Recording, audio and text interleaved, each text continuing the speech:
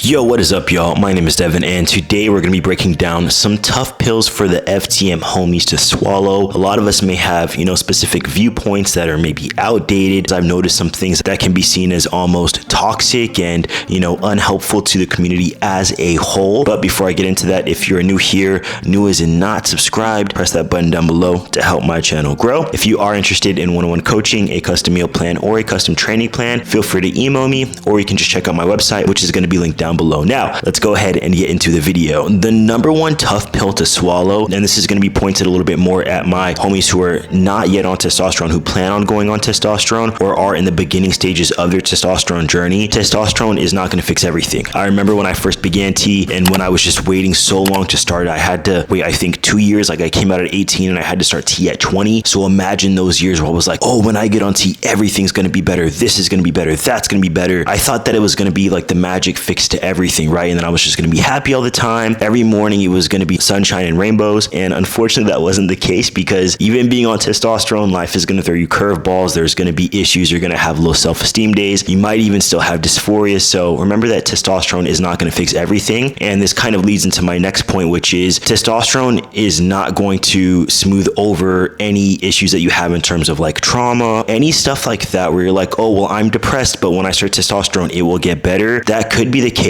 If the only reason you're feeling down is dysphoria, then, potentially that could be the case, right? But I know for myself, I was going through a lot of depression because I had, unsupportive family members and a whole bunch of negativity coming from that area. I was in like a weird, interesting living situation when I first started testosterone. So it can help for sure if you're going through a tough time, but it's not going to be this magic cure to if you're going through a tough time. So don't plan on testosterone being the key that fixes your life, okay? Some people just won't get it. There are some people who simply don't understand. They don't care to understand. They don't even want to respect us, right? And like, I personally have a family member who is no contact with them. I haven't spoken to them for years because they were kind of manipulative in the way of saying, I will always love you, but I'll always view you this way, right? And in my opinion, that's not love. If someone says, oh, I'll always love you, but I just can't support this, hello, we don't know the definition of love, so no thank you. You can keep that because it's not true love and I don't need it. Some people will just not get it. Your mom might not get it. Your dad might not get it. Your brother might not get it. Your sister might not get it, right? And you have to let those people be. And,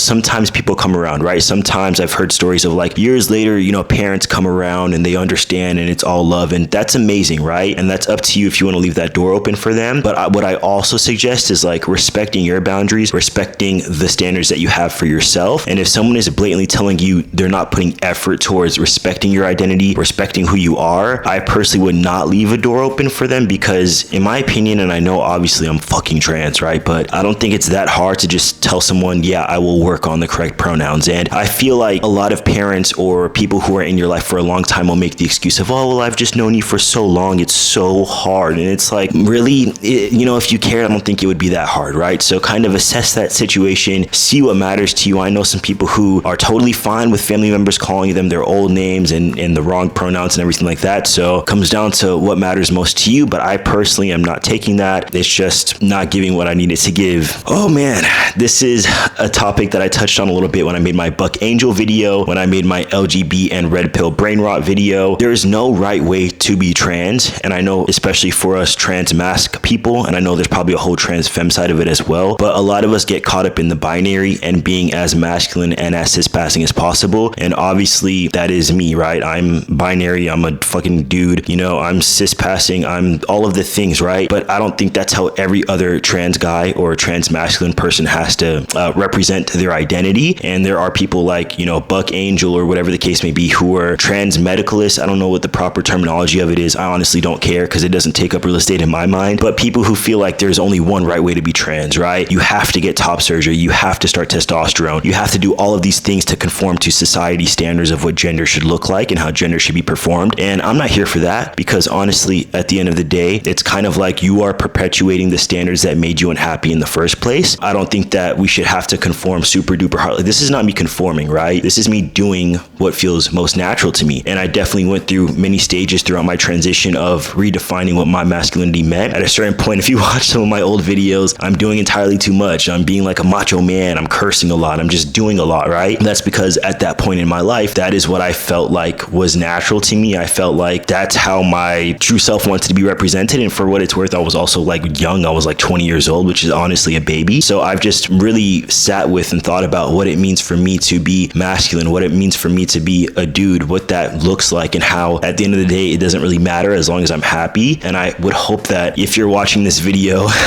you let other people live. I've seen videos of like trans guys who have like different kind of voices. You know, their voice might not be fucking deep as the bottom of the sea. And then other trans guys are like, oh, what is this? Why you got that kind of voice and stuff like that? And it's like, the reason why you're commenting that is because you feel triggered. What if you had that voice, and what if other people judged you? Oftentimes when other people are judging others, they're passing the judgment that they feel they would get, right? So don't be that person. It's honestly very emotionally and intellectually immature. It's honestly ignorant, and it does not make our community stronger. Our community is strongest when people don't notice that we're kicking other people down, right? Like when I have a video that goes viral and people tell me, oh, I need to listen to Buck Angel. Thanks, dude. Like, you are making yourself a weapon to be used against our community. So that's great. I see a lot of trans people, not even just trans masculine people, not even just trans guys, but trans people and genderqueer people in general settle for relationships that are not joyful, that are not loving, that honestly are not amazing for them time and time again, because they fear that because they are trans, because they do not fit into this perfect box of, you know, societal expectations, no one else will love them. I've seen it, people that I'm adjacent with, where they've spoken to me and been like, oh, well, Devin, do you think I could find someone? I don't know. It's hard out here asking me for dating advice and stuff like that. And I'm just like, honestly, you are worth love. Like, we are lovable. And I think by keeping yourself in this relationship where you feel like your needs are not being met, or this person is disrespecting you, or even worse, I've truly seen many trans guys been abused by their partners, physically, emotionally, and sexually abused by their partners. And part of the reason why they're staying there also comes down to the fact that they fear because they are trans, nobody else will love them. And that is not true. I cannot tell you guys how many homies, including myself, have fucking amazing partners, whether they're straight, whether they're pan, whether they're gay, whether they're bi. Painting yourself into this corner of no one will love me and you're stuck with a fucking loser,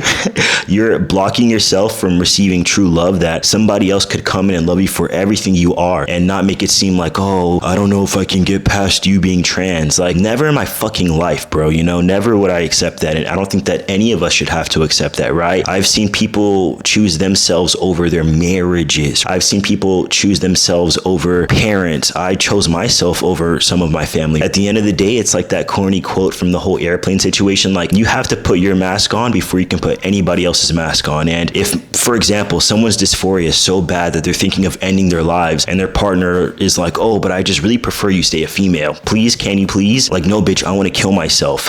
Is that okay with you? And if that's what it comes down to, sometimes we do have to paint things in very black and white words, right? If you want me to stay this way, I will never be happy in my life, and that should make you unhappy as my partner. That's answering a question, right? You know, and if someone is disrespecting you and they're manipulating you into thinking, oh, well, you're trans, no one else is gonna love you, so you're stuck with me. Even if that's not even explicit, right? Even if that's a undertone of how you're being spoken to, that's not true. That's so not. I know so many trans guys who have fucking hot ass partners, okay? So don't put that on yourself. Don't believe that. If you have any tough pills for trans mask people to swallow, I am all freaking ears, because this is a subject that I feel like should be discussed a little bit more often. I feel like there should be some checks and balances in place for our community, because some of us out here perpetuate nonsense, perpetuate patriarchal, you know, gender rigid idiocy nonsense, and I just cannot stand it. So we should definitely be checking each other when things get kind of out of line. And then the flip side of it is also, there's always new trans people coming out. There's always new, you know, babies coming into the world of what it means to be trans mask. So let's show them the right way to show up in a community, the right way to take up space within our community, because it's easier to learn positive habits than to break negative habits. And the more positive figures we have, the more positive dialogue we have, the better it will be for our community to grow and be nurtured as a whole and put up a strong front, because heaven knows, the universe knows that we need it. So if you are interested in following me on Instagram, I'm posting all of my bodybuilding prep updates. I'm going to be competing in October and November. Definitely check that out. And like I always say, Devin loves you, Devin's a Dawn, and Devin is out of here, boy.